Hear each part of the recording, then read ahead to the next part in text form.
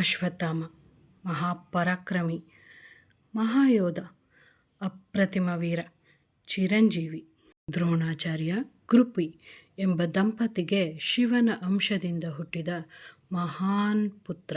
ಹುಟ್ಟಿದಾಗಿನಿಂದನೇ ಹಣೆಯ ಮೇಲೆ ರತ್ನವನ್ನು ಧರಿಸಿ ಬಂದವನು. ತಂದೆಯಿಂದ ಯುದ್ಧ ವಿದ್ಯೆ ಕಲಿತ ಅಶ್ವತ್ಥಾಮ ಅರ್ಜುನನಷ್ಟೇ ಪ್ರವೀಣ. ತನ್ನ ತಂದೆ ದ್ರೋಣಾಚಾರ್ಯರ ಸಾವಿನಿಂದ ಕಂಗೆಟ್ಟ ಅಶ್ವತ್ಥಾಮ ಪಾಂಡವರ ಶಿಬಿರಕ್ಕೆ ನುಗ್ಗಿ ಶಿಖಂಡಿ, ದ್ರೌಪದಿಯ 5 ಪುತ್ರರನ್ನು ನಿಷ್ಕರುಣೆಯಿಂದ ಕೊಂದು ಹಾಕಿದ.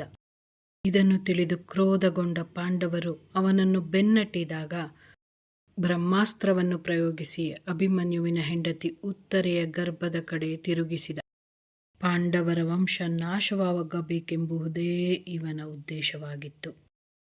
ಇದರಿಂದ ಕ್ರೋಧಗೊಂಡ ಕೃಷ್ಣ ಅಶ್ವತ್ಥಾಮನ ಹಣೆಯಲ್ಲಿ ಇದ್ದ ರತ್ನವನ್ನು ತೆಗೆದುಹಾಕಿ ಶಾಪ ನೀಡಿದ. ನೀನು 3000 ವರ್ಷ ಭೂಮಿ ಮೇಲೆ ಬದುಕು. ಹಣೆಯಲ್ಲಿ ಗಾಯದಲ್ಲಿ ಕೀವು ರಕ್ತ ಸೋರುತ್ತಿರಲಿ. ಹಸಿವು, ಬಾಯಾರಿಕೆ, ರೋಗಗಳಿಂದ ನರಳಿ ಏಕಾಂಗಿಯಾಗಿ ಸಮಾಜದಿಂದ ದೂರವಿರು ಎಂದು ಶಪಿಸಿದ. ಸೇಡು, ಕೋಪ, ಅದರ ಕೆಟ್ಟ ಪರಿಣಾಮಗಳಿಗೆ ಉದಾಹರಣೆ ಈ ಅಶ್ವತ್ಥಾಮ. ಈ ಕತೆ ಇಷ್ಟವಾದರೆ ದಯವಿಟ್ಟು ಸಬ್ಸ್ಕ್ರೈಬ್ ಮಾಡಿ.